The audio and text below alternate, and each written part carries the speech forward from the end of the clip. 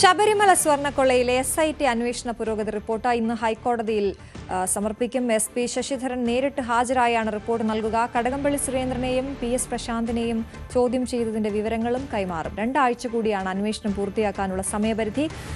അതേസമയം കോടതി പരാമർശങ്ങൾ നീക്കാൻ KP ശങ്കർദാസ് നൽകിയ ഹർജിയും ഇന്ന് സുപ്രീം കോടതി പരിഗണിക്കുന്നുണ്ട്. ആജ്ഞ രവീന്ദ്രനാണ് വിവരങ്ങളുമായി ചേരുന്നത്. ആജ്ഞ, ഈ SITയുടെ റിപ്പോർട്ട് അത് വളരെ പ്രധാനപ്പെട്ടതാണ്. പ്രത്യേകിച്ച് നിരവധി ആളുകളുടെ ആരോപണ വിധേയരായവരുടെ മൊഴിയടക്കം ഉള്ള വിവരങ്ങളാണ് അതിൽ വരിക.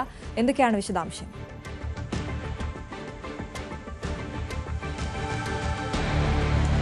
അശ്വതി, 4ാമത്തെ ഇടക്കാല റിപ്പോർട്ടാണ് SP ശശിധരൻ ഹൈക്കോടതിയിൽ നേരിട്ട് ഹാജരാക്കുക. ദേവസ്വം ബെഞ്ചാണ് പരിഗണിക്കുന്നത്.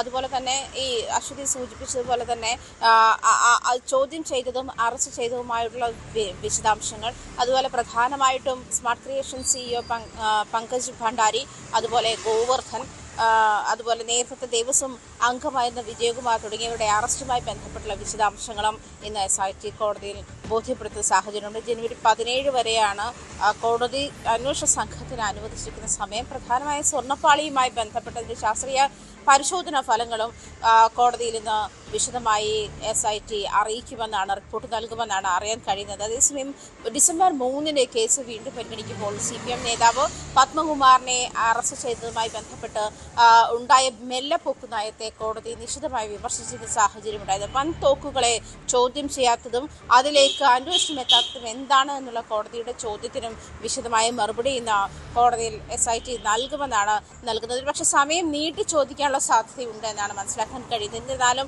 അന്വേഷണം അവസാന ഘട്ടത്തിലാണെന്നും അത് വളരെ വിശദമായി തന്നെ ആരെയൊക്കെ ചോദ്യം ചെയ്തു, ഏതൊക്കെ ഘട്ടത്തിലേക്ക് അന്വേഷണം എത്തി എന്നുള്ള കാര്യങ്ങളും ഇന്ന് അന്വേഷണ സംഘം കോടതിയെ ബോധ്യപ്പെടുത്തും.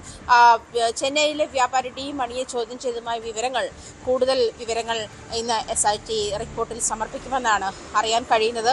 അതുമാത്രമല്ല, ഈ പ്രധാനമായിട്ടും പത്മകുമാറിനെ അറസ്റ്റ് ചെയ്തതുമായി ബന്ധപ്പെട്ടുണ്ടായ മെല്ലെപ്പൊക്ക് നയം, അതിനുശേഷമാണ് അത് വളരെ രൂക്ഷമായിട്ടാണ് കോടതി വിമർശിച്ചിരിക്കുന്നത്. അതിനുള്ള മറുപടിയും ഇന്ന് SIT കോടതിയിൽ വ്യക്തമാക്കുമെന്നാണ് മനസ്സിലാക്കാൻ കഴിയുന്നത്. അതുപോലെ പ്രതിപക്ഷ നേതാവ് രമേശ് ചെന്നിത്തലയും ഉന്നയിച്ചിരുന്ന അന്തർ സംസ്ഥാന പുരാവസ്തു കേസ്, പുരാവസ്തു കള്ളക്കടത്തുമായി ബന്ധമുണ്ടോ ശബരിമല കേസിന് എന്നുള്ള കാര്യത്തിലും അന്വേഷണ പുരോഗതി റിപ്പോർട്ടിൽ സൂചനകൾ ഉണ്ടാകുമെന്നാണ് മനസ്സിലാക്കാൻ കഴിയുന്നത്. എന്തായാലും അന്വേഷണ പുരോഗതി റിപ്പോർട്ടിന്റെ 4ാം ഘട്ടമാണ് ഇന്ന് ഇടക്കാല റിപ്പോർട്ടായി SP ശശിധരൻ കോടതിയിൽ മറ്റൊന്ന് നമുക്ക് അറിയേണ്ടത് ഈ ശാസ്ത്രീയ പരിശോധനാ ഫലങ്ങൾ ഉൾപ്പെടെ ഈ റിപ്പോർട്ടിൽ ഉണ്ടാകുമോ എന്നുള്ളതാണ്. കാരണം സ്വർണ്ണപ്പാളിയുടെ അടക്കം ശാസ്ത്രീയ പരിശോധന നടത്തണമെന്നും ഇതിന്റെ കാലഘട്ടവും കൊണ്ടുപോയതും തിരിച്ചു വന്നപ്പോഴുള്ള തൂക്കവും അടക്കമുള്ള കാര്യങ്ങളൊക്കെ ഈ റിപ്പോർട്ടിൽ ഉണ്ടാകുമോ?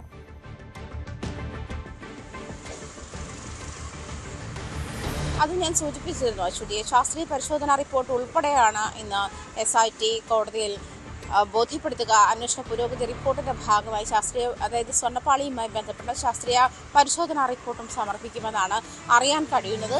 അതേ തുടർന്ന് അന്വേഷണം അവസാന ദിശയിലാണെന്നും ഏതൊക്കെ ആളുകളെ ഇനിയും ചോദ്യം ചെയ്യാനുണ്ട്, അതല്ലെങ്കിൽ അറസ്റ്റ് ചെയ്യാനുള്ള നീക്കമുണ്ടെന്നുള്ള കാര്യവും കോടതിയിൽ നിന്ന് SIT അറിയിക്കുമെന്നാണ് അറിയുന്നത്. അതുമാത്രമല്ല, കോടതിക്ക് ഇതുമായി ബന്ധപ്പെട്ടുള്ള മാർഗനിർദ്ദേശങ്ങളും, അതല്ലെങ്കിൽ ആരെയൊക്കെ ചോദ്യം ചെയ്യണം, ആരൊക്കെ സംശയം മുന്നിലുണ്ട് തുടങ്ങിയ കാര്യങ്ങളൊക്കെ പരിഗണിച്ച ശേഷം കോടതി അതുമായി ബന്ധപ്പെട്ടുള്ള നിർദ്ദേശങ്ങളും ഇന്ന് നൽകുമെന്നാണ് അറിയാൻ കഴിയുന്നത്. എന്തായാലും അന്തർ സംസ്ഥാന പുരാവസ്തു കള്ളക്കടത്തുമായി ഇതിന് ബന്ധമുണ്ടോ എന്നുള്ള കാര്യത്തിൽ അന്വേഷണം നടക്കുകയാണ് എന്നുള്ള കാര്യത്തിലും SIT ഇന്ന് കോടതിയെ ബോധ്യപ്പെടുത്തും. അശ്വതി, ശരി. ആജ്ഞ രവീന്ദ്രനാണ് വിശദവിവരങ്ങൾ നൽകിയത്.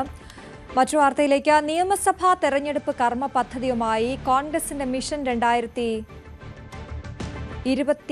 ഇന്ന് ബത്തേരി ക്യാമ്പിൽ അവതരിപ്പിക്കും.